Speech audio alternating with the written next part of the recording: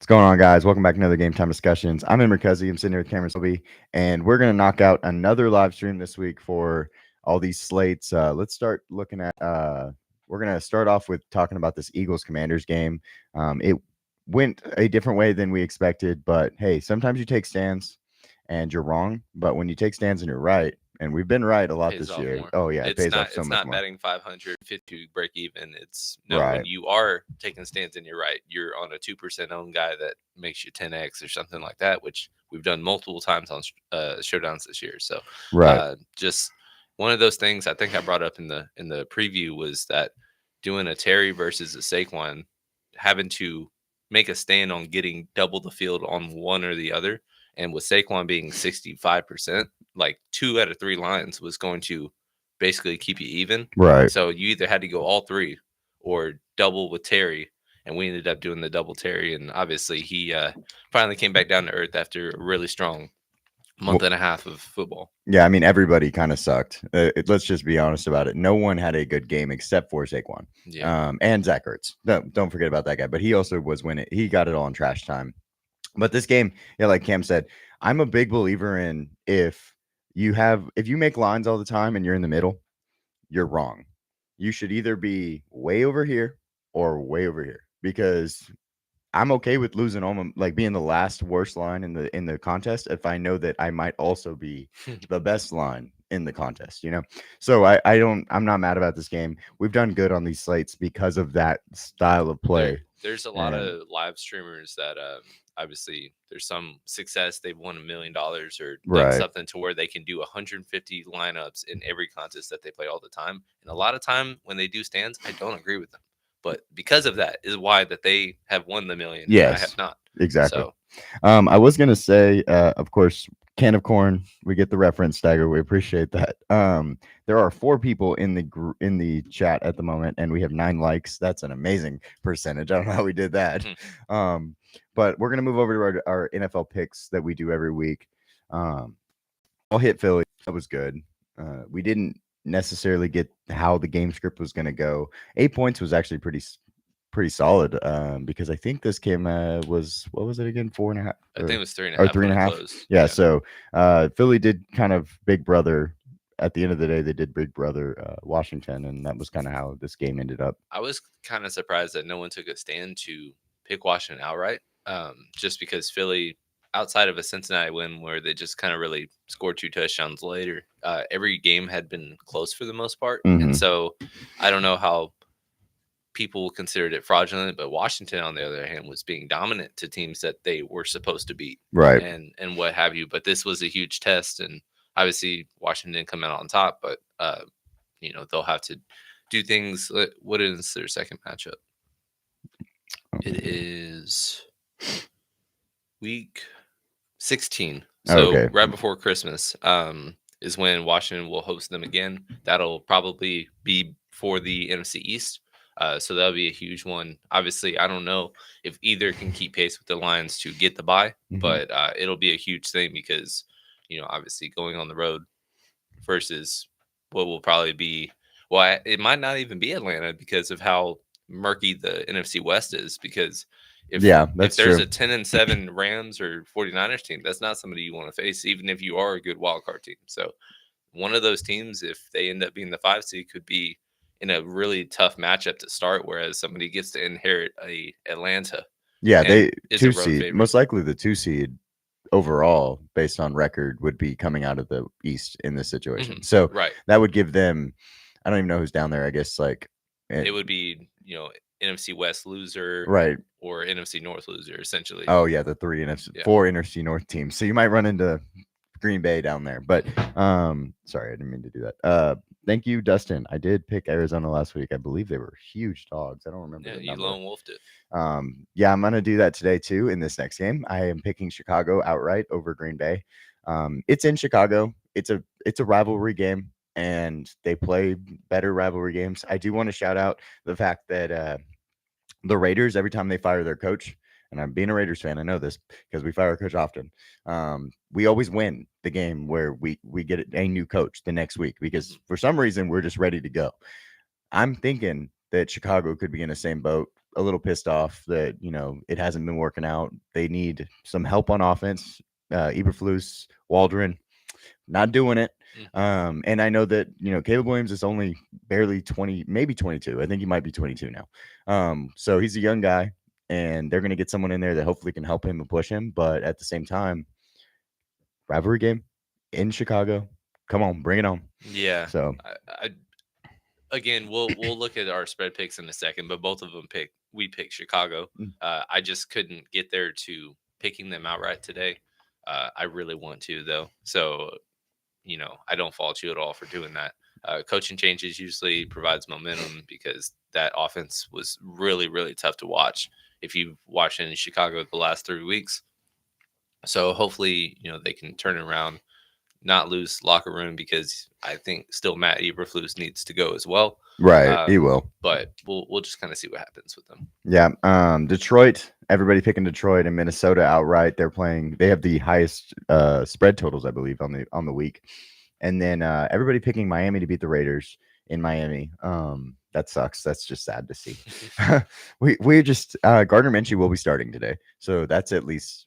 But will he be finishing? Probably not. That's why we're done with him in the puke stack category this year, just because we can't trust Antonio Pierce letting him finish the game. Yeah, exactly. I don't care about 4 picks. I need 300 yards and a touchdown.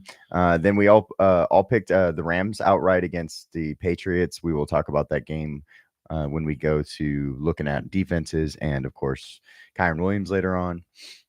Cleveland, it has 5 out of the 6. We do have one New Orleans fan. It is in New Orleans. The game was a -1 to New Orleans. It has flipped since to -1.5 to the Cleveland Browns.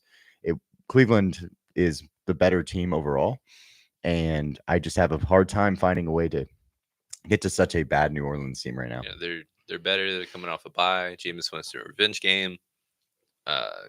There's not really much about New Orleans other than knowing that they just beat the NFC South leaders last week. Right. But that was also due to 3 missed field goals. One was blocked, but winning a 3-point game when the other team can't hit field goals is one of the ways to sneak away with wins. And they were able to get it done last week. Basically, all 3 of the bottom teams in our power rankings that we released, 32, 31, and 30, all won last week. Yeah. So basically, if we hate you, that's motivation. Yeah, you're gonna find a way to win the next week against honestly better team. Like some of these games, we were like, oh wow, like this is insane. Because Atlanta, I believe, was the New Orleans loss. Pittsburgh. Oh, sorry. Yeah, no. Pittsburgh and Baltimore. That's actually a very interesting game. I believe Pittsburgh right now is +4.5, and it's in Pittsburgh. Baltimore and Pittsburgh play so close, and we'll talk about some stats on Lamar Jackson later on, but I just have a feeling that Pittsburgh finds a way to get it done. They've looked really good, so I think that this is a very interesting game. And I brought up in the main slate, we were talking about the 5 highest totals, and I was shocked that they were the second highest total on the board. They have now flipped to being the highest total on the entire day today. That's crazy. And this has always been a slugfest game. So I know Baltimore's defense, or especially secondary, is not very good, but you can't tell me this is going to be a 30-27 game. This is going to be a grinded out, ugly win for whoever wins. It's going to be a great football game to watch, but I don't see 7-8 combined touchdowns today. Where obviously that's mathematically not what the total is saying, but that's what the trend is. But yeah, that was very interesting to me. But an exciting game to see who's going to be leading the AFC North after today. And then up next, you got the Jets and the Colts. Everybody picking the Jets. I'm a lot more nervous than it should be 6-0 in this situation. I feel like the Colts are not that they're good, not that they're good, but the Jets are just not good either. So it's like one of those things. And Anthony Richardson is back at the helm today.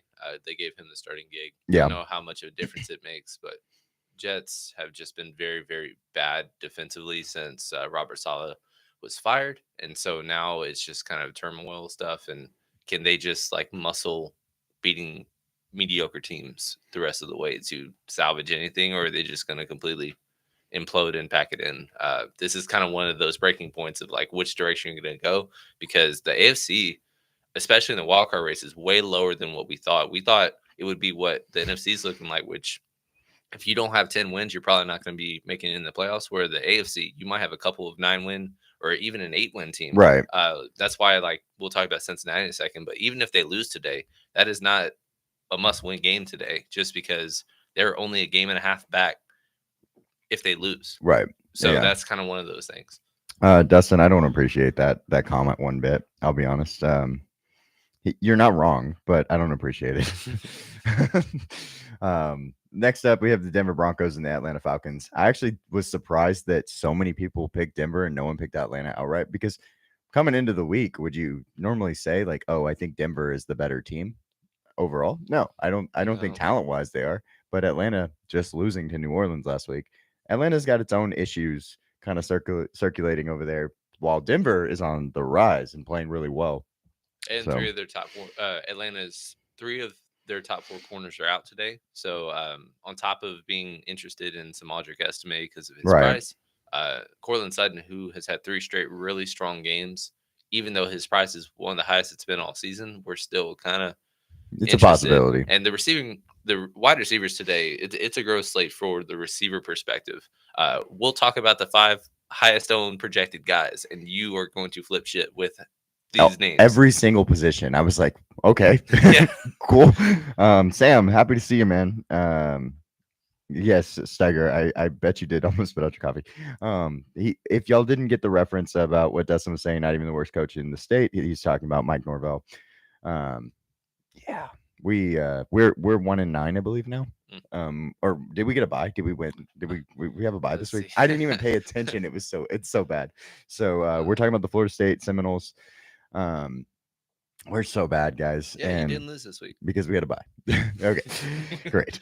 Lost the bye. Thanks, Gary. Well, yeah. Who do we play next week? I bet I bet we do lose the bye, because see. that's where I kind of define that. Yeah, man. We're so bad. Are playing Charleston Southern. Oh, we have a chance, boys. We have a chance. we might be favorites. Wow. And then Florida, obviously, too close to the year. And we're gonna beat them, and then we will talk about how Napier is the worst coach in the state of Florida. All this again. San Francisco, though, 6 for 6, and I don't like it. I am not comfortable with 6 for 6 against Seattle.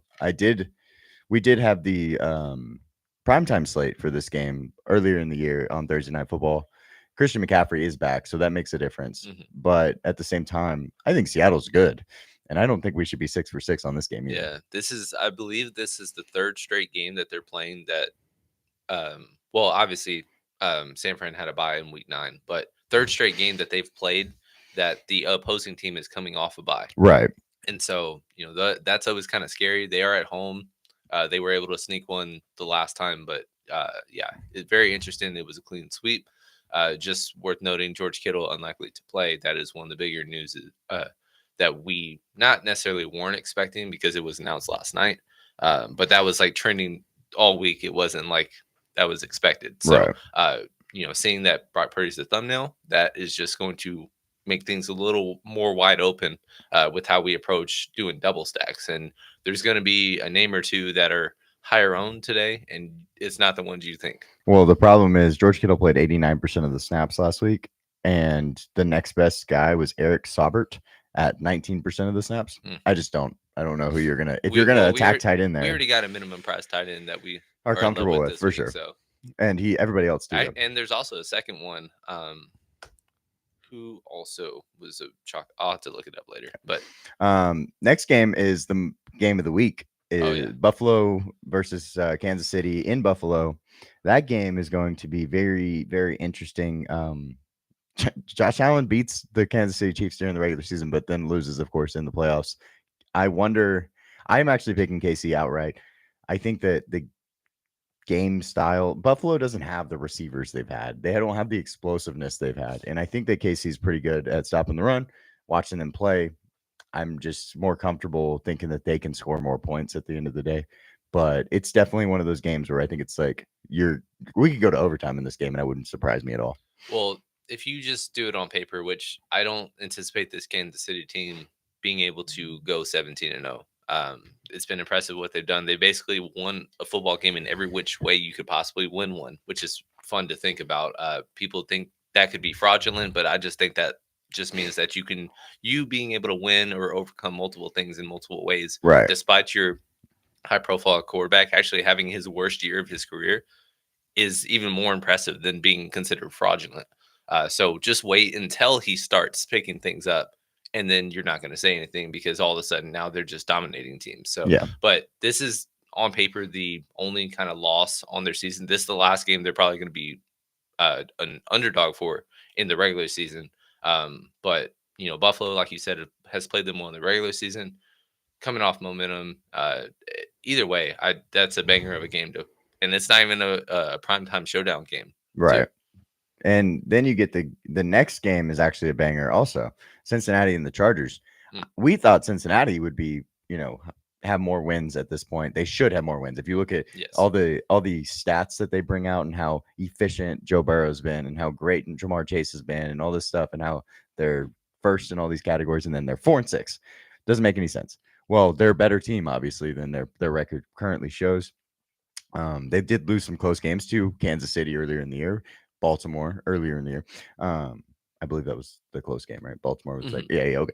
And then now going against the Chargers have looked way better than I personally expected. I think you had them at 9-8 to end the year. I think I had them at 10-7. 10-7, because okay. they were. I think that was one of our only playoff differences is that I had them in and you had Cleveland in. Yeah, that's not going. I'm not saying that I'm right on that, but I'm not. I'm less wrong at this point. Fair. But yeah, the Chargers is looking really good. They're actually favored, which to me, even though they're at home, it is very surprising that they're favored to me. Right. I thought at best it would be a pick 'em. But yeah, Cincinnati, one of our favorite bets today. If you wanted a straight bet or a parlay piece, Cincinnati money line is one of our favorites to go. Steiger, I did see. I don't believe he'll be back in Cincinnati. I think he costs too much, and they have to pay everybody else. And so I do believe, though, the Patriots had a good run at T. Higgins this earlier. We were looking at because they want a number 1 overall receiver for Drake May. So we'll see if that comes to fruition. Truly, right now, there's a lot of receiver needy teams. There's been so many injuries this year and things like that. So we'll see. There's a lot of options, I think, for him. I don't have one spot that I will put in. Yeah, I mean, it's completely wide open, but it's very interesting, this receiving class in the free agency, because this is not a great receiver class from a draft perspective. Agreed. But check out some of these notable names for free agents, unrestricted free agents: Stephon Diggs, T. Higgins, Keenan Allen, Amari Cooper, Chris Godwin, DeAndre Hopkins. Like we're and then there's notable names like Marquise Brown and Deontay Johnson, Brandon Cooks.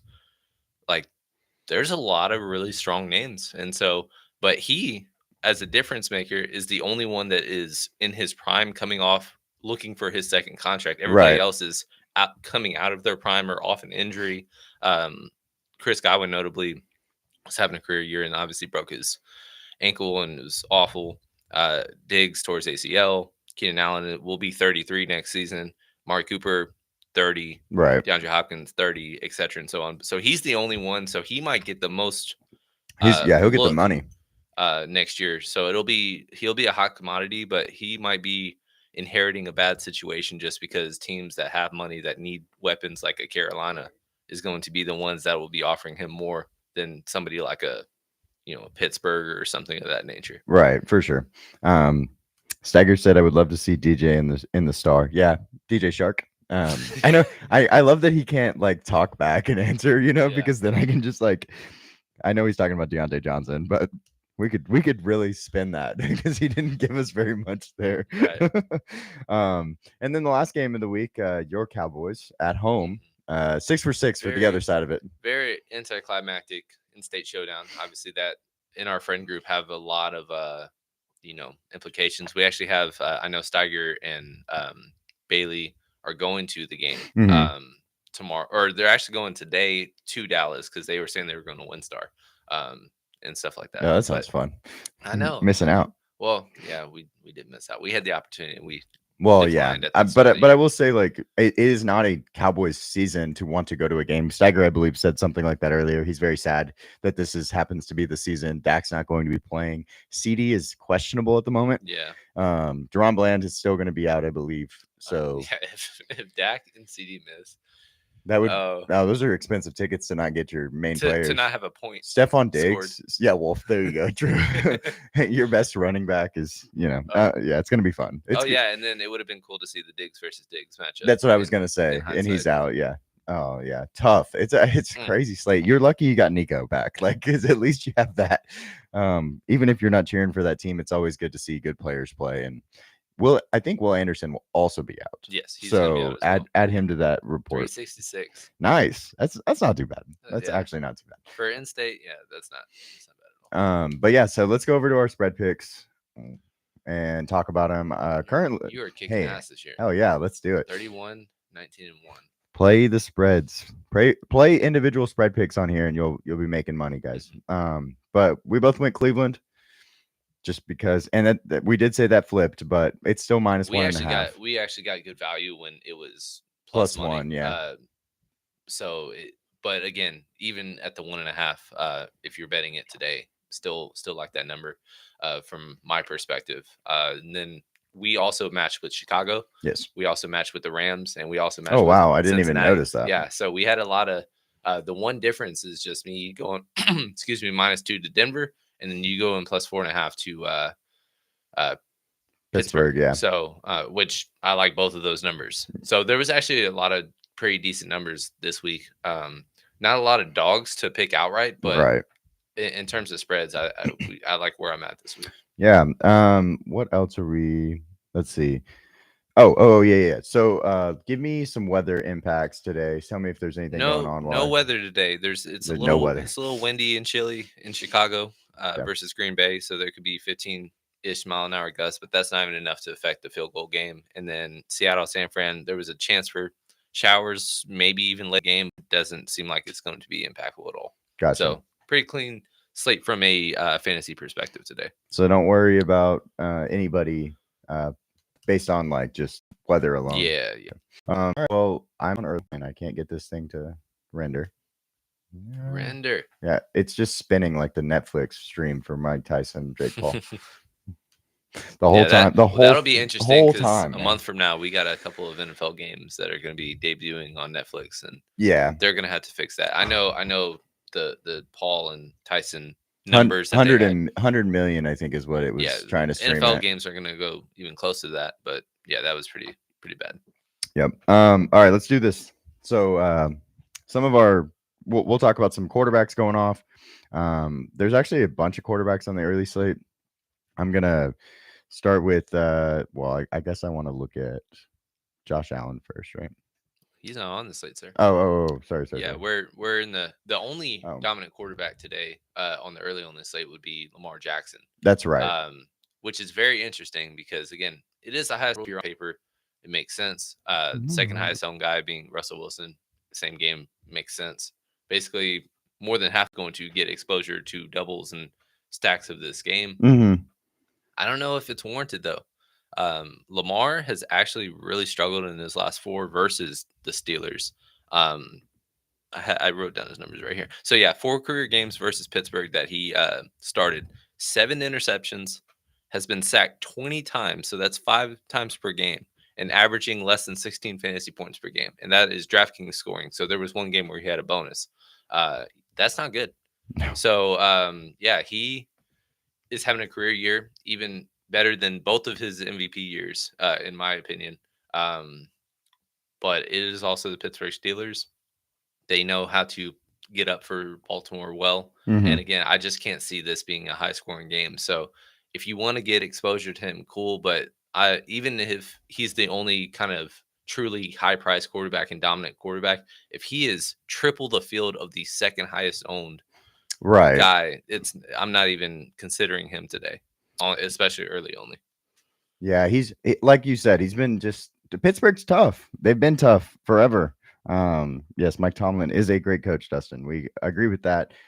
We expected them to have a bad season, comparatively to what they've been doing. It was mainly schedule oriented, and we just didn't expect them to be 7-2 to start their tough part of the schedule, and they are. So now it's just like they're still gonna have their lulls and probably go 500 at best the rest of the way. Yeah, probably. But even if that's the case, they're still gonna be a dangerous team that nobody wants to face. And The biggest thing was when we were like, you got to get 10 wins to get in, and we didn't know if they could get there. Well, they're going to get there uh, at this point, unless something disastrous happens. Yeah, for It's sure. just, and when that's the case, whoever wins the South, whether it's Houston or, somebody's able to come from behind, like I would pick Pittsburgh outright in a heartbeat against those teams.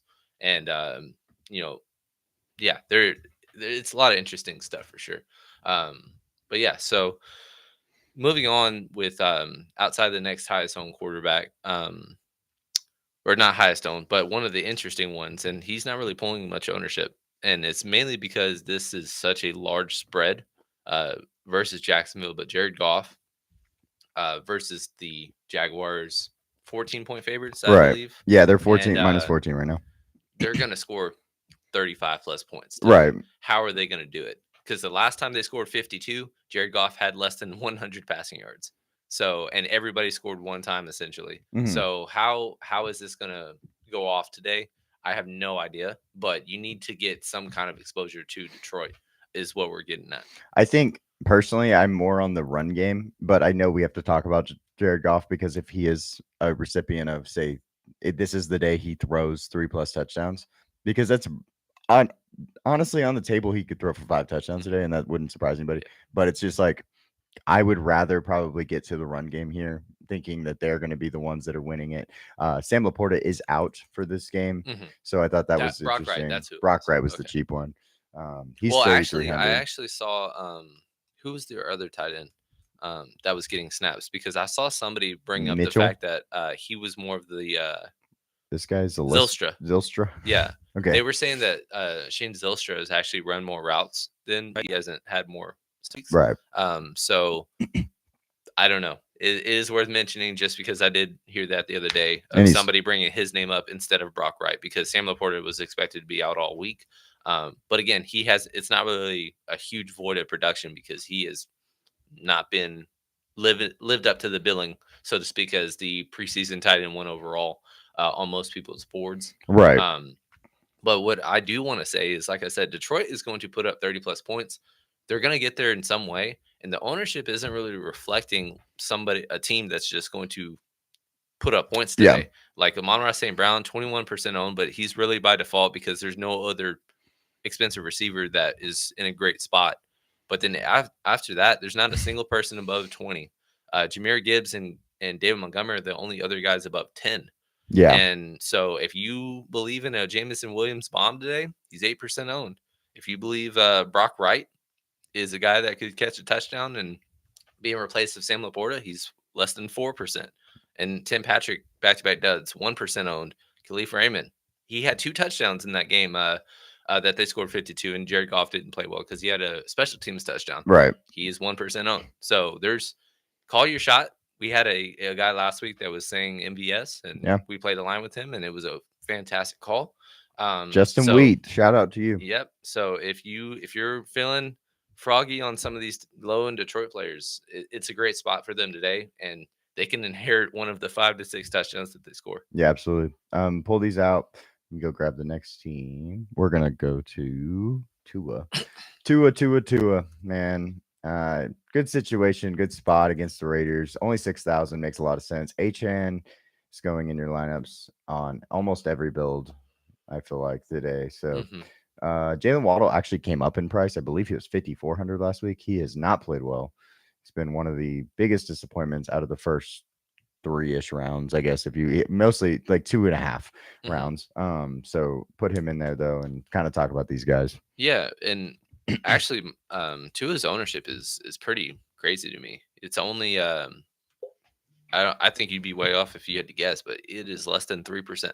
Well, right now. I thought crazy was going to be 6%. So now that's really crazy. Yeah, like that's so, way low. Yeah, there's only 4 quarterbacks right now on this slate that are above 10, and obviously Lamar's taking about more than a third of the ownership. 20% is going to Wilson. Right. Anthony Richardson, we're not really going to talk about, but we'll mention because his price is down to the backup quarterbacks. But he's a running style quarterback that you can no stack, and he's 13% for that reason. And then Jameis Winston, revenge spot, 5,500 against New Orleans, which they should put up points. I don't know how they're going to do it, but those are the only guys. And after that, big drop off Yeah. to 5% or below. And like I said, Tua is one of the next guys in that. But I just think it's because other than Devon Achane, there's not really somebody you can stack with confidence with him. Yeah, that's absolutely fair. I mean, Jonnu Smith is 3,800 is reasonable. Devon Achane, though, has been wide receiver one. Talking about wide receiver two. Well, 8 targets in 2 games, 2 out of the last 3, 5 targets against the Rams, which was a weird game, very weird primetime slates It recently.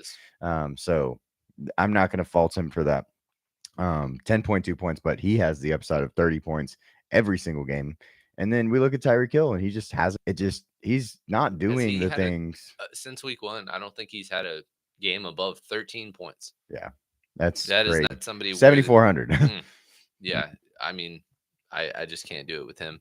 And then even Waddle, like he had 2 big gains on his first drive, and then he had 1 catch the rest of the game. But then his price rose $500 from that point. So it's really hard to get to. And we even mentioned in the main slate, if you were going to talk to find unique ways to get your double stack. So I don't know if there's going to be many people going the route of Devon Achane and Jonnu Smith Right. as like a running back tight end. It's weird. It's a weird way to do things, but doing things like that on top of getting a low on quarterback is a very interesting way to go on the early slate. Hey, I have a question. What's up? I'm looking at my live stream. Do you have the shared screen on your live stream by chance?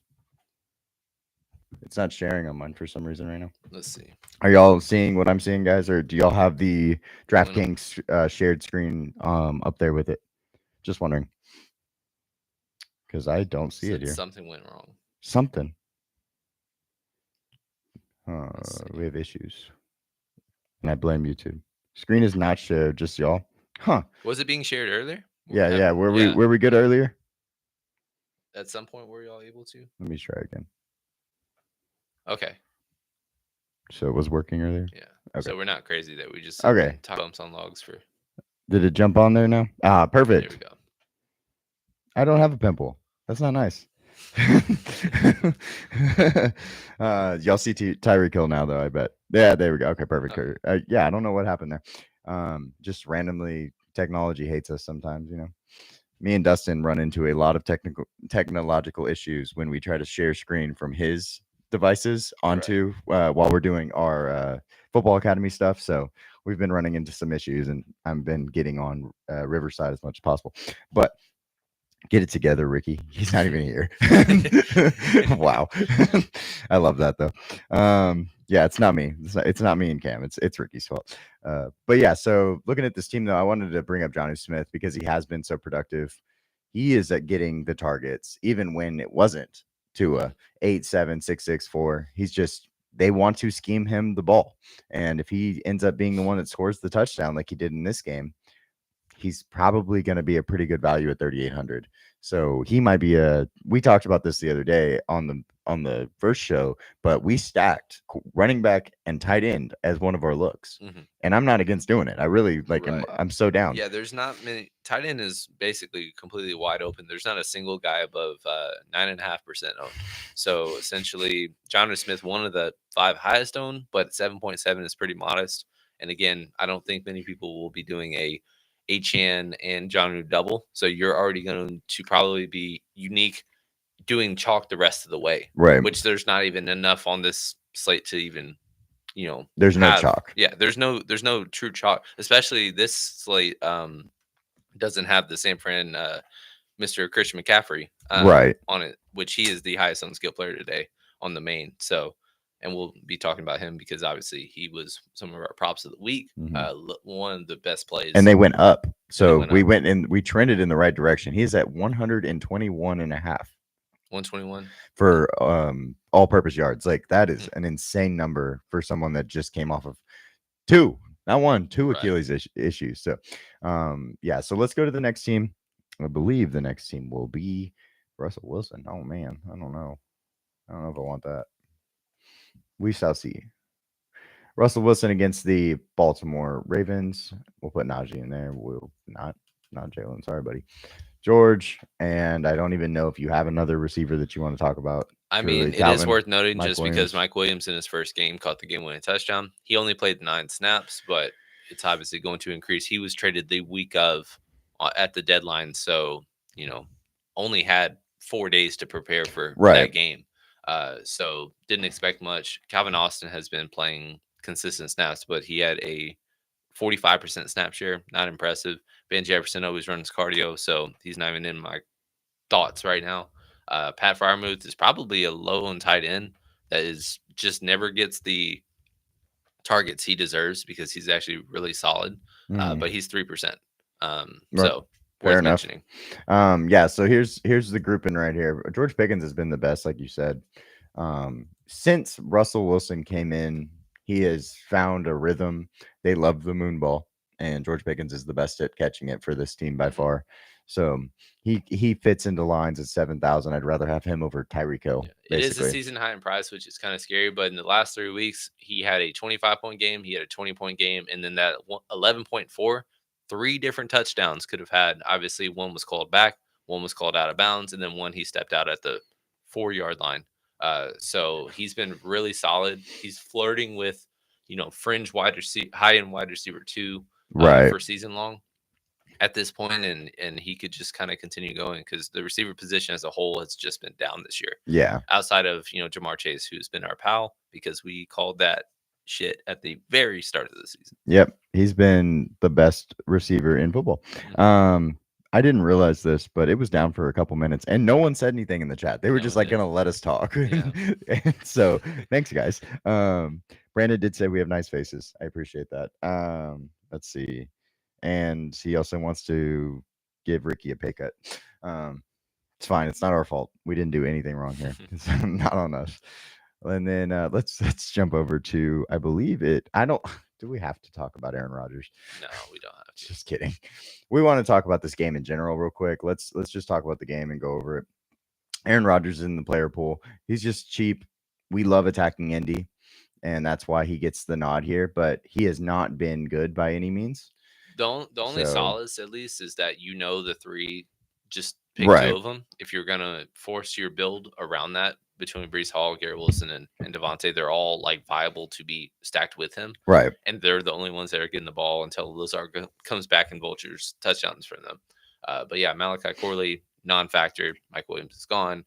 Tyler Conklin is now no longer getting targets from his couple week stretch where he had a pretty solid run. So that's the only reason that it's worth mentioning. And then also, like I said, Anthony Richardson earlier, 5,300.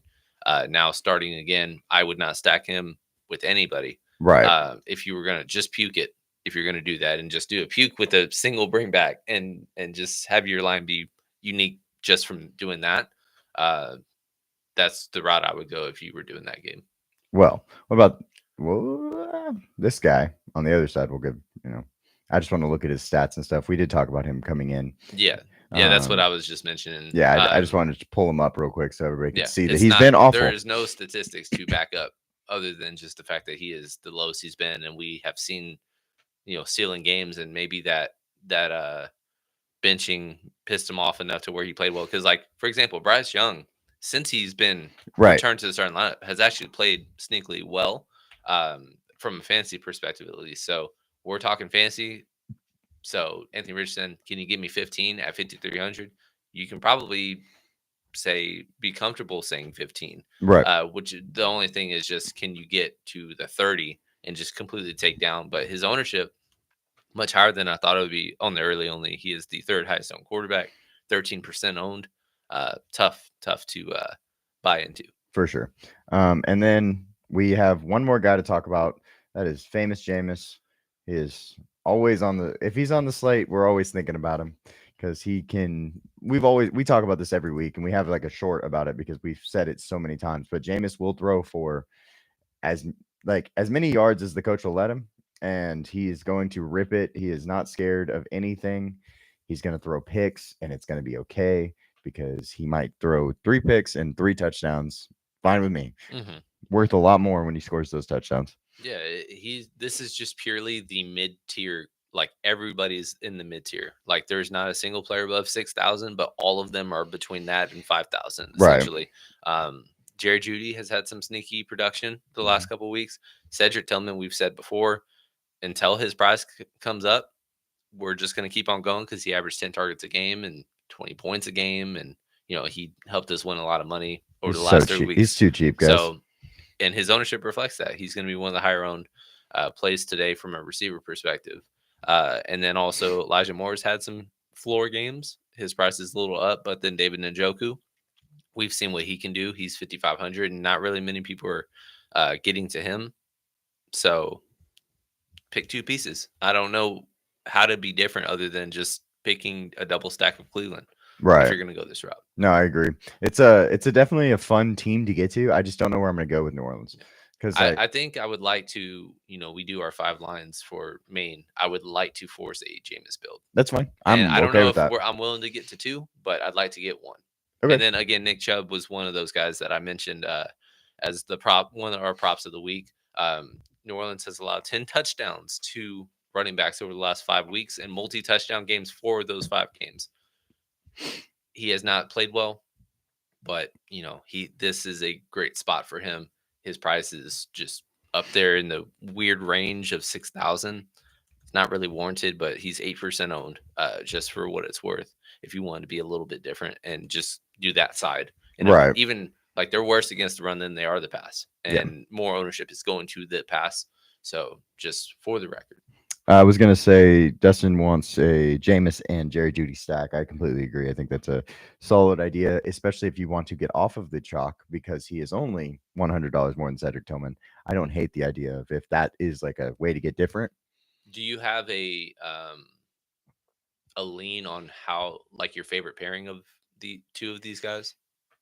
I think since tight end is there's a lot of cheap tight ends that I can get to. I probably would say just doing the main 2 receivers. I agree. Okay, cool. So yeah, I would go Jerry Jeudy, Cedric Tillman, and be like, okay, now I can go get a cheap tight end, and now I can pay up for all my running backs that I want because that's where I want to put my money this week is on my running backs. Mm-hmm. A mid defense is actually interesting this week because now we don't have any quarterbacks to talk about. We can let's go check out defense real quick. Oh, not like that though. Cleveland is not the only defense on the slate. There's some defenses though that you can pay down for, like the Steelers we talked about. But truly, I think that living in this range here is pretty solid. Yeah, the Browns as a defense looks in a decent spot against New Orleans. Okay points, whatever. Okay points. Yeah. Like they're all okay, but that's why they're all in the 5 to 2,800 range. We also mentioned the Patriots as one if you think it's a lower scoring game. Rams coming off a game where they didn't score a touchdown. Colts, sure, why not? We also mentioned Chicago as a sneaky defense because the defense isn't the reason they've been struggling. No, they've been they were a chalky defense last week against the Patriots, and they just couldn't move the ball, and they just had short fields. They allowed 1 touchdown, but just no stats because they were trailing the whole game, and so that was one of their worst efforts. But they've had multiple double-digit games this year, averaging basically 9 points a game. Who is cheap? Gary. I don't know who you're yelling at right here. He said he's cheap because he is not good by any means, but I don't know who's yelling at. I'm assuming Jared Jeudy is. Or maybe it's Elijah Moore because you said he was 43. Oh, I don't know. Maybe. I would love to know, but yeah, they're still viable is the thing, especially on a slate like this. Now let's go check out some high price running backs because truly I'm going to live in the 6,000 and up range. Here's Nick Chubb, and then we have one guy we'll talk about, not on this slate. He's on the other slate. So we'll talk. Well, no, I was talking about Audric. Oh, he's on the other side. The cheap guy. Yeah, our one cheap guy that we're actually going to talk about. Kyron is in a great situation. He would be a $5 running back if he was at home. Going to New England, that's a long trip. But Kyron, prior to the last 3 weeks, has scored 10 touchdowns in those games. He's been awesome. He's had 21 opportunities in 6 straight games. Yeah, and obviously back-to-back duds. He fumbled 2 straight games also, for what it's worth, but he just hasn't scored in 3 games or 2 games. He had a receiving touchdown in week 8. Yeah. But he is just a guy that is going to be a $5 running back if it wasn't for him being on the road today. So very good spot. I'm actually interested the ownership for running backs as a whole on this slate, at least. Yeah, tell me. He's actually 4th in this bunch. So very getting different because Achane way up at 32%. Kamara still at 28, Breece Hall at 24, and then he's down at 17, which is pretty modest. Yeah. Then going to the next guy. You can talk about JT if you want to go JT. I will say Pittsburgh against Derrick Henry at 8,100 is a scary feat because of the fact that Pittsburgh is so good on defense. Kamara could be your bring back if you wanted him against a Cleveland stack, if that was where you wanted to go. I think you can probably get cheaper with some of the injuries that have happened to that team. So, but he will get all the touches. JT, interesting, but truly, he's actually statistically done much better this season with Anthony Richardson than he has with Joe Flacco, which is crazy to me. Yeah, and then last week he had 100 yards by the start of the second quarter, essentially. Never scored a touchdown, and they had Tyler Goodson that had a receiving touchdown and stuff. But it was his birthday. Yeah. It was his birthday. I don't know. But you could get to JT this week for he's sure. 12%, so pretty solid leverage point. But all of these, there's so many guys above 10%, so a lot of people are living in the high price running back range this week. Couple of Detroit running backs, Jahmyr Gibbs. We talked a little bit about Detroit earlier, but been a stud all year. Last year was the first game that both of them didn't score. Last week, yeah. Yeah, that neither of them scored. I don't anticipate that happening again today. It could be somebody where either has a 3 touchdown game, either has a 2, but both in good spots, both basically 15-ish% average ownership between the two. I like both of them today in some way, shape, or form. I don't know if you have a lean or if there's a certain one you want to force over the other, but I am interested in playing both. So I do have a question. I don't have a lean. I think I lean Jahmyr Gibbs, but he's also $900 more. But I have a question. If I were to tell you Detroit's playing Houston, Jared Goff's going to have 5 interceptions, and neither of the running backs are going to score, who wins that game? Who wins that game? Because that's exactly what happened. Detroit wins that game with 5 interceptions by Jared Goff. Yep. 2 running backs that have been amazing this year. Amazing for the last 2 years. And they don't score. Yeah. And I did misspeak. Crazy. He actually did score last week, but oh, they did score. Oh, what the heck?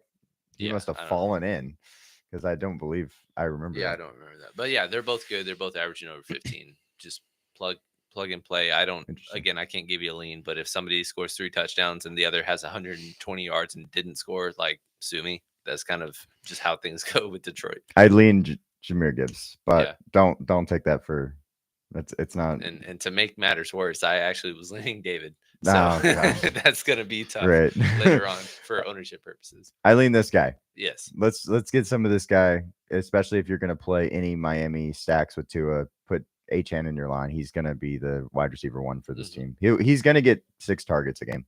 So he just put him in your lines. It's fine. And it was also weird that Raheem Mostert didn't have a single rushing attempt last week, and they were ahead the whole game, and he didn't have a single rushing attempt. So, HN is basically getting all the important touches, or the majority of them. Right. And so, as long as he doesn't get vultured like we saw last year's on occasion, he's one of the best and most popular plays for a reason. And then I want to talk about Aaron Jones against Tennessee because they're a good run defense, but at the same time, it's going to be a game where I think they're up. Aaron Jones could have multiple touchdowns if he gets going, because he's a 4.5 box running back. So I just wanted to mention him really quick. He's been good. He was better earlier in the year, so maybe he can come back to form. Right. Yeah, and I'm looking at the ownership, and I'm seeing the guys under 10%, and there's not really one that I feel great about the leverage spot. I would if Travis Etienne was cheaper. I don't know why he's 6,300, but Tank Bigsby's out today, and Detroit's actually been not great against running backs in recent weeks. So I was like, this is a solid spot where you can get 12 to 14, but based on the way he's played and Jacksonville's played as a whole, I thought he'd be closer to 5,500, and then he'd be in the pool. But I'm not interested at that point. Nick Chubb, I mentioned at 8% earlier.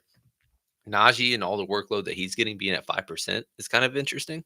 But it's not a great matchup against Baltimore. So he's kind of got to fall into the end zone, which he's capable of doing so. But that's probably the only potential 15 to 20 touch running back that's below 10% in my eyes. Yeah. The next guy, though, I don't think no. We have to go all the way down to 6,000. Mr. Nick Chubb. We just talked about him a little bit. just get some Nick Chubb today. New Orleans has been awful against running backs. Mhm. Nick Chubb has not been great. Don't get me wrong, but he is going to be inheriting. He's getting 16 touches a game, so it's not like you're getting a bad Nick Chubb. We just need him to fall into the end zone and do better than be more efficient than 2.6 yards. Mhm. So I wanna know with Dusty, who is his Greg Dortch call of the day since his team's on bye this week and he doesn't have anybody to root for? Is there a certain guy that he's just like, this is the guy we got to play today? That's one thing I want to know. fair enough. As we're going through these slates. I don't think anybody else is No. really worth talking about. Nobody's viable. So that's fun. Alexander Madison, I had to pick him up for my team, so hopefully he does well. But it's not fun down there. So yeah. Let me investigate. All right, Detective Dusty. But yeah, let's build a line. All right, I'm gonna let you pick the first quarterback on this one. Well, that's not nice. I mean, Jameis is my favorite. Then let's go James. Okay. And we'll do exactly what we were saying with the double and go from there. I don't know if there's a guy in New Orleans that I want to force as a bring back. I'm not sure. That's fair. I think that you could always play Taysom Hill if you want to, but he's actually come up in price pretty. I mean, he was basically free a couple weeks ago, so for his 16 points. I mean, there's no wide receiver that I'm just flocking to though. It's like Kamara's at 28% owned. The next highest owned New Orleans Saint is 3.7%. So we could just throw. I think we're different enough just by doing a double with Jameis, and we can kind of find some leverage spots in a little bit. It's just the problem is they have to throw to somebody. And Valdes-Scantling, as good as he was, he had 3 receptions. It wasn't like he did it. He didn't have a reception in the second half. Yeah, no, it's not like he did it on volume. It's more so like he just had these massive plays. So I can't trust him, but it was awesome to see. But I don't know how to trust him. So let's just skip New Orleans, like you said. We'll go over to some of our favorite plays at running back because that's really where I want to go. I don't even care about anything else. HN will go on our line. Bam. Yeah. I think that's just. I don't think I could fade. I don't know if we're going to play multiple early only lines, but I don't think he is fadeable in either. Early only, at least. Yeah, I agree. I mean, he's the wide receiver 1 for 2 against a bad Raiders defense. So it's really hard. I think. Well, we can see if we need a maneuver price later, but I think we need to put a Detroit running back in. Okay. Well, let's go with the cheap one. Oh, well, okay. Let's go with yours. That's fine. And then defense, we're going to play a cheap one. Pittsburgh. From a leverage perspective, Pittsburgh being 3% is what sticks out to me. It is worth mentioning that Cleveland is the highest owned at 22%. Tennessee actually is the second highest at 16.9 because Minnesota's actually been struggling offensively in the last couple of weeks with Sam Darnold turning the ball over. And they're 2,300. Chicago next highest. Basically, everybody's living in that middle 2K range. Steiger was apparently didn't hear us talk about how Kittle is out this week because he's freaking out now. He's gonna have to go pick up off the waiver wire. No, he's playing Steiger. Leave him in. Who's Steiger playing? I don't know, but I need a lot of losses from my peers. Yeah, hey Steiger, you can actually lose this week. That's fine. Dustin said I was saying I like Jameson Williams at the beginning of the year. I like him today. I'm not against that. I mean, it's Detroit. He could score 3 touchdowns on 3 targets. It's just one of those games. So I'm not against that. That's not a bad pick. He's 8% owned. I could actually see him being boom lower score. owned. His boom score is always great. So I'm not against it. Let's go check him out. Yeah, but 9 targets, 11 targets early in the year. 52, 50, 70. That's what you get it for, right? Yeah, the boom. So if you're in a tournament line with Jameson Williams, Jared Goff, and fading like Amon-Ra would be very, very interesting to look at. So I'm not against it. He's always in the player pool because he has the games where he just goes for 200 yards, it feels like, and you have to have him. So we got about 5,800 left. Do you have an idea? We lost the stream again. What is happening? I didn't even do anything. Well, at least we noticed when it just happened. Yeah, we'll have to figure out what that is. That's YouTube. First time we've YouTube. We're gonna fight because I'm actually streaming directly from YouTube, so maybe we'll have to switch it up next time around and go from our other stream sites. But yeah, so it's back luckily. Okay, so again, there's not really a ton up top at receiver that I love this week. You're good. Are we wanting to get a third expensive running back as a flex and go really cheap tight end? Are we going to want to balance it out the rest of the way? How do you want to approach this? So if we do go expensive running back, do you have a person that you want to get? Kyron. It's interesting. I love Kyron. Okay the only that. thing is if we go there, then we might be I'm foreshadowing, but playing 2 Rams.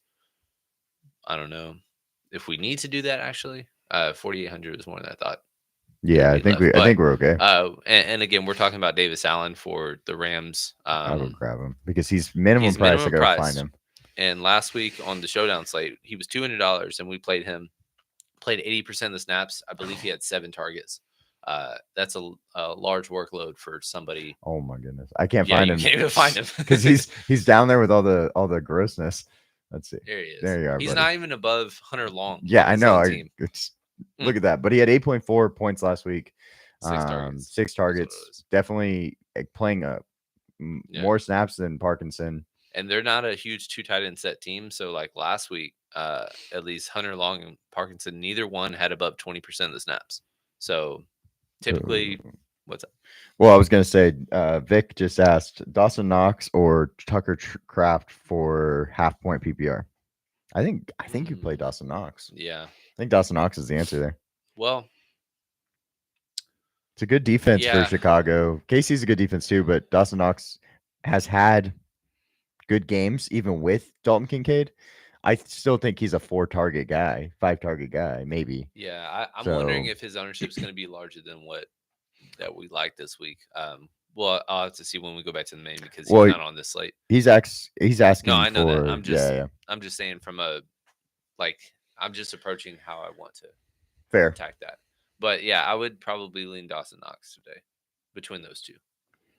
Yeah. All right. So let's go on. Do you have a tight end that you want to get to? You have to attack. Well, we talked about Hawkinson. Love Hawk. A little bit. 4,700. He is, I believe, the highest owned tight end on the slate at 9.3%. So pretty similar to Mr. Brock Bowers, who's all the way up there. The thing is, I think we should figure out what receiver we want as the last piece. And then that's how we figure out if we want a mid-price tight end, cheap tight end, or expensive tight end. Because like I said, the receiving slate is gross. We don't have any exposure to the Baltimore Pittsburgh game. So if you wanted like a George Pickens, that's enough for, that Davis Allen thing that I was mentioning earlier. What you think? I'm not against it. I wonder if there's I'm not against going to 2 Rams. That's not like why I would be hesitant. Right. For sure. Price. The price makes everything okay. Is there a cheap receiver or not? Well, okay. So we did bring up Kayshawn earlier in the week, but now we did realize that his insane ownership is going on. I think on this slate, what was his ownership on this slate? Because I know on the main slate, it is 11%. It's actually lower than what it was on the main, which is interesting. Main slate is 15.3%. So somebody's lying. I don't know who, but if I put him in, I mean, I have 6,200 tight end wise. That's and the main thing anybody. Is he's been 90% plus of the snaps each of the last few weeks, and he's also had 6 targets in every game in 3 straight weeks. Yeah. So, it is worth noting though his prop went down this week, and usually that's like a negative trend of expectation. So him being one of the higher owned, but then his receiving props are going down is usually a recipe to kind of fade the chalk, right? So to speak. Agreed. But at the same time, that's enough. He opens up Brock Bowers. But I don't know if there's another receiver that you want to get to. Basically, is what I'm asking. Well, between the pairing of Boutte and Bowers versus Pickens and Allen, how would you? I'd probably side with Pickens and Allen. Yeah, I think so. I agree. So yeah, I guess that would be the final piece. Where we go? 7,000 Pickens, and then we'll go all the way to the bottom for Allen, which I'm gonna have to find again because he's just. I saw Ram. Hold on, that's the wrong Ram. I don't even know who that is. Point. All right, line. I think Davis Allen, not Dennis Allen. Davis Allen will be one of the highest owned players, period, on the slate. We lost the stream again. What is going on? Well, in this slate, he's actually, what is that, the eighth tight end in terms of ownership at 6.8%. Like I said, there's in between. We didn't even mention Mark Andrews, who's really kind of hitting his stride lately. Right. Hunter Henry's had some boom games, and he's actually projected well, so he's got some. Jonnu Smith, we talked about. David Njoku. Haven't talked about Evan Ingram, but same thing holds true of Christian Kirk. Without him getting all the targets, he just hasn't had a boom game, and he's also playing with Mac Jones, which not a bad bring back though for the Detroit game. Right. If you're going to go Detroit, I don't think it's a bad bring back. Yeah, and then Bowers is the only, to me, dominant tight end, and then Hawkinson, if he just continues to trend, he is too cheap at this price. Absolutely. Do you want to go over to afternoon? Yeah, let's do that. Okay, I wonder why. I don't know what's going on with you. I mean, I've never seen it drop like this. I feel like the video. It really helps us out. Comment any questions y'all have. We're here to answer any questions y'all have about sit questions. If y'all are like trying to justify players, trying to pick one or the other. I talked about Marcus Valdes-Scantling. Goes crazy. Was one of the guys we had talked about later on because of Jim Wheat. We appreciate him for that. Like we've said before. I don't know why the stream keeps dropping. Did it again. And best advice for beating Steiger and preventing Steiger's team from scoring more than mine this week.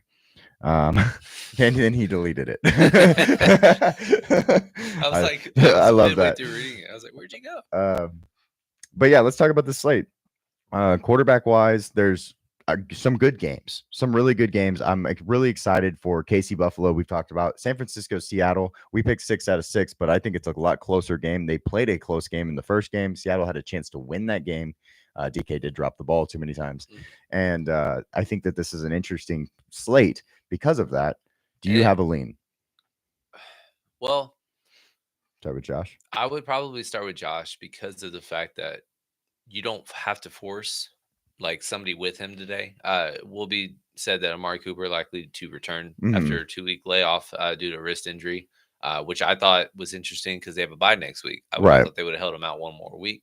But there's a bunch of cheap guys. Obviously, Dalton Kincaid's out, so Dawson Knox, we just mentioned him. Curtis Samuel played a shit ton of snaps last week. I think he was second on the team in targets, and he's still only 3,300, so that's worth mentioning. Khalil Shakir has been the most consistent receiver this year so far. James Cook, I don't know if he's really correlated that often, but both of them have had, games where they've done pretty solid. Right. But it's also against one of the best defenses in football. They don't get the turnovers and stuff that we're accustomed to seeing, but they're number one in the NFL against the run. And it's really tough to invest in somebody like James Cook, especially when we're going to be talking about a couple of these running backs.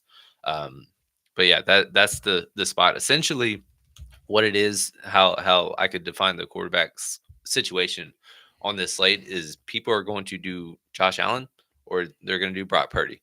Right. So if you're going to be like the 75 to 80% of people that play those two guys, find unique ways to stack. And we mentioned in the main slate when we talked about Brock Purdy doing a CMC and a George Kittle. Well, George Kittle is not there anymore.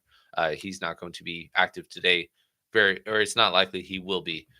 So with that being said, that's going to open up a Juwan Jennings, right? A Ricky Pearsall who did well. That was a great call by you last week as a tournament play. Deebo Samuel had a floor game, but you really gotta paint the picture almost too, though. Like that's the big thing that you're talking about is like finding guys. Like you had a good call on Curtis Samuel. We didn't actually play him, but he was 3,200 last week, I believe. He only he had 8 targets. He didn't, of course, do that much with it, but still 7.5 I'll take for. Yeah, especially if I can get this week. If you're doing that for the guys that are working out for you. Exactly. And we feel good about some of the guys up top, especially at running back. I can't wait to talk about a guy we haven't been able to talk about all year in CMC. So we'll get there in a second. But on the other side of this game, we'll go to, well, how can you get different? Who is the guy that you can play that is not those two guys? I'm not against playing a Patrick Mahomes. Well, yeah. excuse me, the ownership for the afternoon slate, it's not very accurate right now because there's no way that somebody like Bo Nix against 3 of the top 4 corners down for Atlanta is going to be 2.7% Right. owned. Patrick Mahomes, as bad as he's played, it's not a great matchup from any means, but there's no way he's going to be 2.8% owned. Yeah. And also, it's really hard to stack him, especially when Juju Smith-Schuster's back. So that's going to make things even murkier at receiver. Hopkins would still probably be a preference because he's still under 6,000. But really, just doing a single with him and Kelsey, who's back to being the tight end we know and love, is the only way to really go if you're going to go a Kansas City route. Yes, I completely agree. I think that he's the only dominant tight end above $5,000, and he is almost doubled the second highest projected tight end, which is Kyle Pitts. Yeah. Well, I was going to say, though, looking at all these guys here, do you have a comfortable, like if you had to do a double? I mean, Kelsey's one of them, I guess, but who else would you like if you were double stacking this game? Well, if we're just going off of last week's production, I'm going to say Kareem Hunt because he had about 9 targets, and also it's one of the better spots for running back. 10 targets. Yeah, he was all over it. So he didn't. This was, I believe, his first game in 4 games that he didn't score. But he had, his 10 target game, which completely random and out of nowhere. But it's another good matchup, and Buffalo has been good, or not good, but they've been pretty average against bad running back rooms. Right. But against good teams and good running back rooms, they've struggled, giving up over 100 yards and stuff. And Kareem Hunt, even though he's been inefficient, has had multiple 100-yard bonuses. So he's just going to have over 20 touches again today if you wanted to go that route. And I don't think many people would. Let's talk about this team with San Francisco. Christian McCaffrey, of course, is going to be one of the guys we talk about. Jordan Mason and Isaac Grinder are completely out of the offense. So, yeah, they're just not even there, really. But then you get all 3 of these receivers. George Kittle being out, I believe Saubert is going to be the next guy up because he was the most snaps otherwise, but he is more of a blocking tight end. So it doesn't really correlate. So maybe Kyle Juszczyk is an option. I wish he had some Taysom Hill eligibility. Maybe we would flirt with the minimum price Tim. $4,000 Kyle Juszczyk. Can't do that. I don't know, man. I know that Christian McCaffrey is by far the best player in this offense and gets 7 targets and 20 opportunities in his first game back. And he's just going to get better than 16.7 every week. He's going to be 21 average. 8,300 is going to be too cheap, and we're going to be uncomfortable trying to spend up. Kind of similar to what I said about Achane. Because CMC is the highest owned flex player today, I'm going to force myself to not play 100% of him because typically it does not work out well. I'm fine with being over the field. Maybe I was thinking maybe 3 lineups to target with him. Right. But on the afternoon slate itself, if you're playing 1 line or even 2 lines, you can't avoid him. So we kind of talked about this the other day, and I think I should bring it up. I faded, and it was wrong, but I faded Saquon Barkley on the slate the other. We both did, I guess, but we faded Saquon Barkley on the Monday night slate. Mm-hmm. Now, I was more uncomfortable fading Saquon Barkley as a chalky running back on that slate because he's good at football. There have been guys that I'm okay fading, Jordan Masons of the world, because I don't know that he's good at football. The Rashad Whites last year at $7,500. I was okay with fading him because I don't think he's good at football. Now, the problem is Christian McCaffrey is impossible to fade because the man is a freaking beast at football. Yeah. And so it makes it a lot harder to fade the chalk. Proof, and the only way to fade him at times so when it's just like you're just too damn expensive. Yeah, I hope you don't score 30 today. Yeah. But today 8,300 is pretty modest. Honestly, the only thing is that there are a ton of high-end running backs in good spots. Right. So you can make the argument if you're not doing that, don't go double cheap running back. You still got to go double expensive running back in my eyes if you're going to fade him. Yes. But if they all score 25 and somebody like David Montgomery was 2,000 cheaper, like that was the right call, even if CMC did go off and do a return on value, because he's going to most likely score the most points on the slate. And then with San Fran's tight ends, just for the record, at least RotoWire is not projecting Kittle right now, so we can see like who they're leaning. So basically, Eric Saubert with 3.59 projected, he's minimum price, and then Pharaoh Brown has had some showdown love before catching touchdowns. He's at 2. So not really much love there. But on the other end of this game, Noah Fan is out. Yes. So AJ Barner, who had 6 targets last week, in a spot start, he is projected for 6.73, and he's 3,100. So we don't have the cheap receiver on this slate that we did on the past one. So other than I guess if you're going to say Curtis Samuel, but going a double tight end if you're going up to Travis Kelsey, I Yeah. wouldn't do double tight end if you're going to do double punt. But to get Travis Kelsey, who's basically a wide receiver at this point, doing that with one of these cheap guys, whether it's Eric Barner or it's Dawson Knox or Noah Gray's projected well, and that's weird. Doing a double with Not against it. 2 Kansas City tight ends, yeah, those kinds of things are in mind for sure. I love the shit talk that's going on in the chat. Dustin said best advice for preventing Steiger's team from scoring that more than mine. And Steiger did say best advice is to not open your app for the next 2 days. All righty then. That's just I like that. That's a solid answer, Steiger. I just I feel like Dustin's gonna beat you this week. Give me that. Give me the underdog here. Give me the underdog in this one. Let's build some lines. Oh, actually, no, I have one more question. Tell me. How are you double stacking San Francisco? CMC. Okay. And I'm gonna just ride the hot hand and say, well, it's not necessarily him being by himself the high hand, but Ricky Pearsall being under 5,000 Okay. is what stuck out to me. Juwan Jennings is the highest projected owned wide receiver today, outside of let me look at the ownership on the afternoon slate. Actually, yeah, highest owned receiver by far, 44%, according to Roto. Which take it with a grain of salt because their quarterback, ownership was a little skewed up, but yeah, basically Ricky Pearsall all the way down at 14%, and Debo's at 31, Right. Jawan's at 44. I think it's an easy answer from the ownership perspective. Okay. I completely agree with that. It's definitely a question we have to answer because we had the opportunity to stack McCaffrey and Kittle earlier in the week. Right. And since that isn't an option anymore, this is probably basically my favorite also. Purdy's the highest owned quarterback by far. CMC's the highest owned running back by far. And a lot of people are going to put them together. So you doing another chalky Juwan Jennings, how are you getting different? Because the 30-year line's already complete. Well, then I do have a question. Where do you want to start a quarterback? Build a line. Let's do the San Fran double. Okay. Purdy. Both wide receivers. No, I mean running back and wide receiver. Did you have a Seattle guy you wanted to get to? Well, because I think that's an interesting question.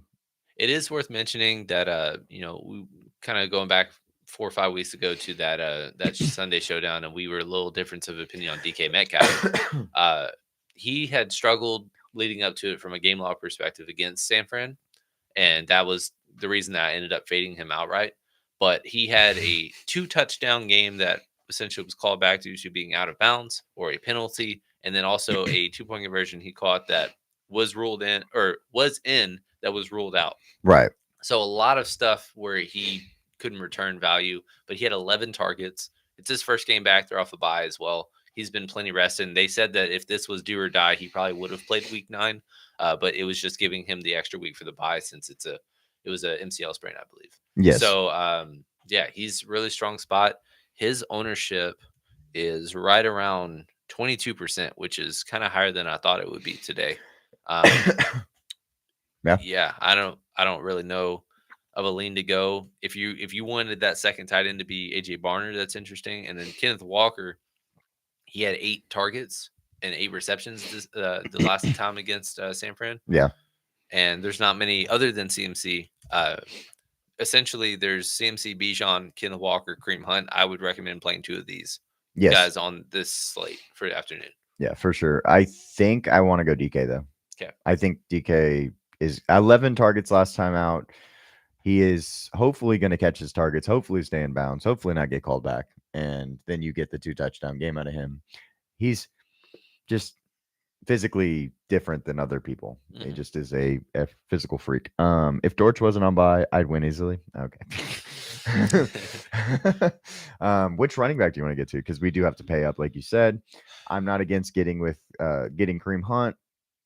Well, at first, I think before we know that, I want to plug in Audric Estime. Okay.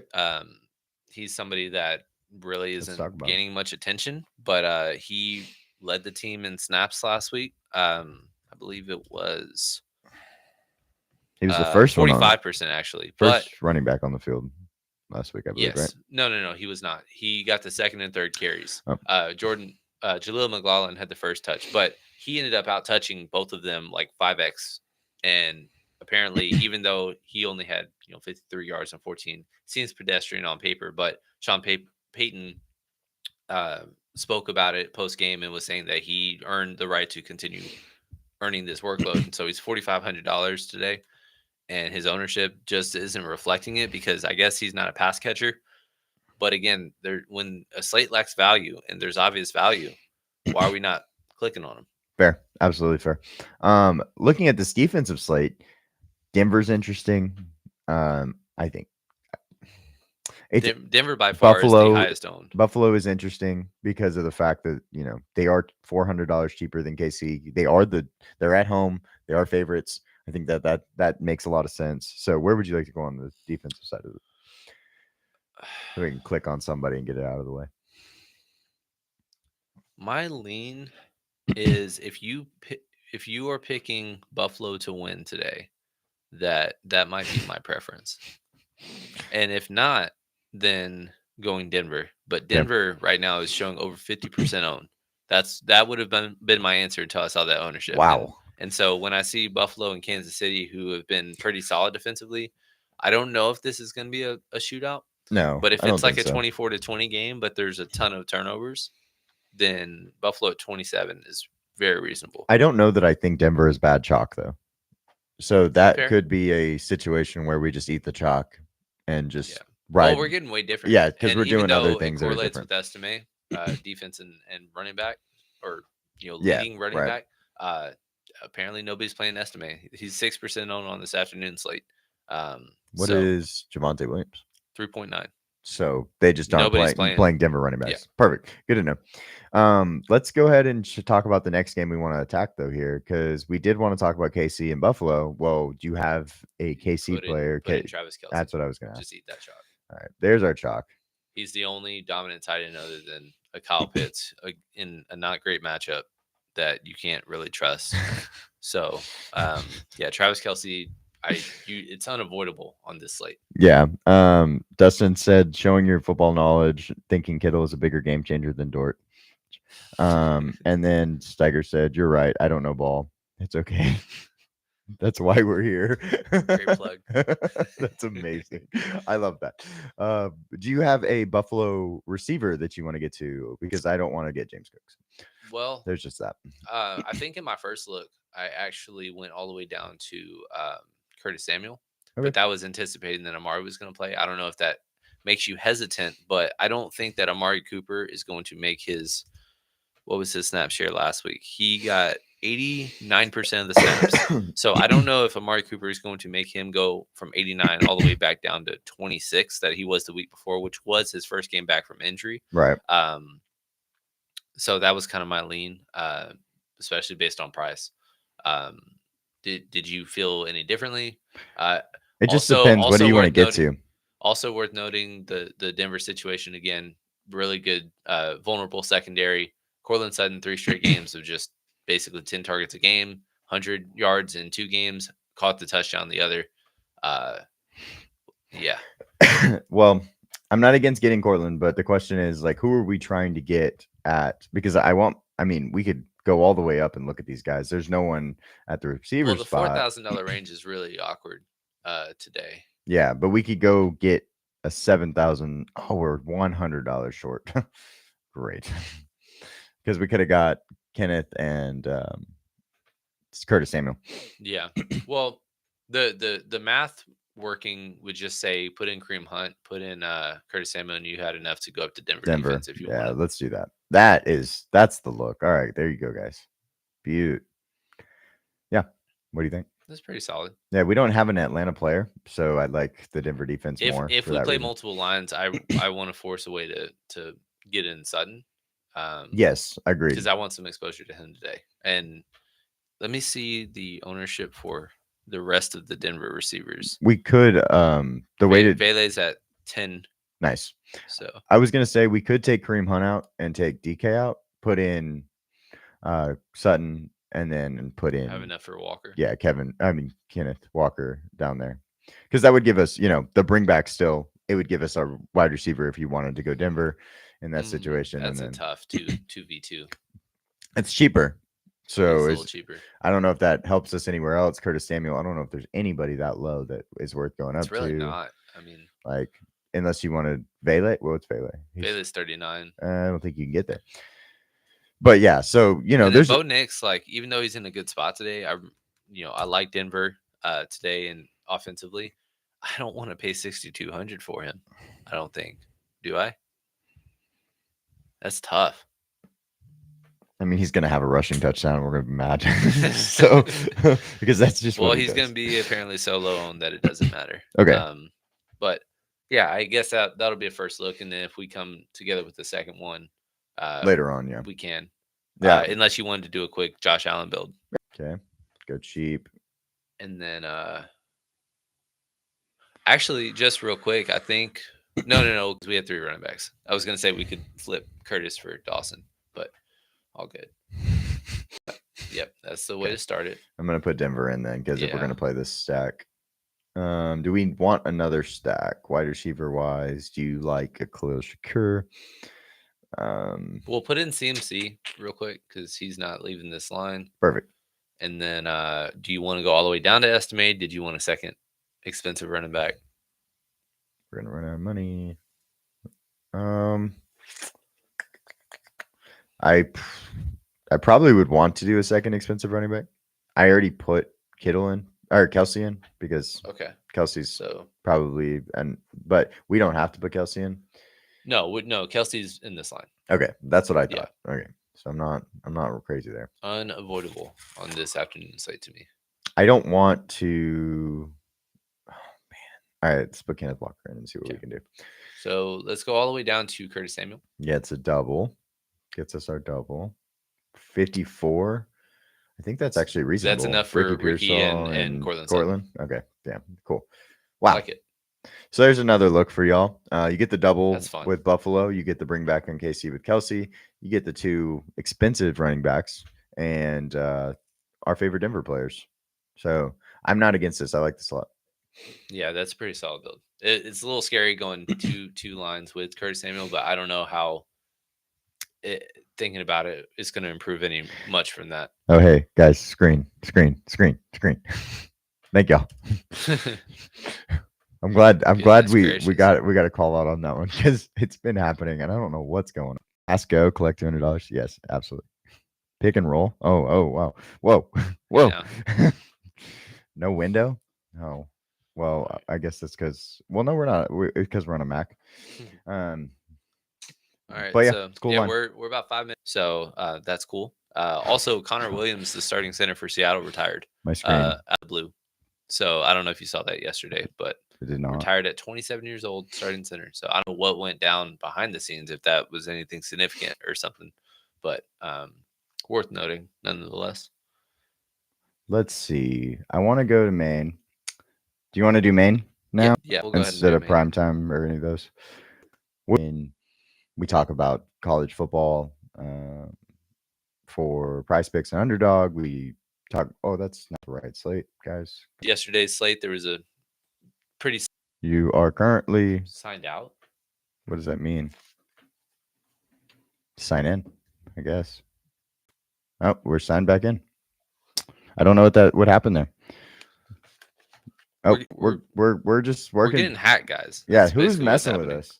I saw one spam message earlier, and now all of a sudden, hey, we got 22 watching though. That's pretty. And cool. now I'm 7 likes. We'd love it if you liked our video. It really helps us try to get as many people in the chat getting talking and stuff. I don't know what is going on. Maybe I have no service all of a sudden. Hey, Spectrum, I also need you to get it figured out apparently, because this isn't going to work for me. One more time. 200. Well, now we only have 7 because this thing is trying to figure it out over here. Taylor, turn off your Wi-Fi. I don't know what's going on. This is weird. I really hope so. It's still tripping. Entry fee free. Cam, tell us a story. Tell us a story. Well, this one time at band camp. No, but anyways, what I was mentioning yesterday, as we into buffering issues, there was a pretty decent amount of upsets yesterday. Oh, yes. For college football, Of course. That there could be a Big 12 winner that doesn't even make the playoff, and they're doing their part to possibly make that come true, losing to Kansas. 3-6 team. Ended up working out. So as soon as we hit the casino, Steiger's throwing 1,000 on the table and then Lie. blaming it on me. Are you going black or red? That's the real question. Make a good decision. Well, last time we went to you can't switch it on the jump. Yeah, and then I love that comment, Dustin. I appreciate that comment so much because I needed because we're still buffering. It still won't let you in. Is there a problem with DraftKings by chance? Let me try to load it in.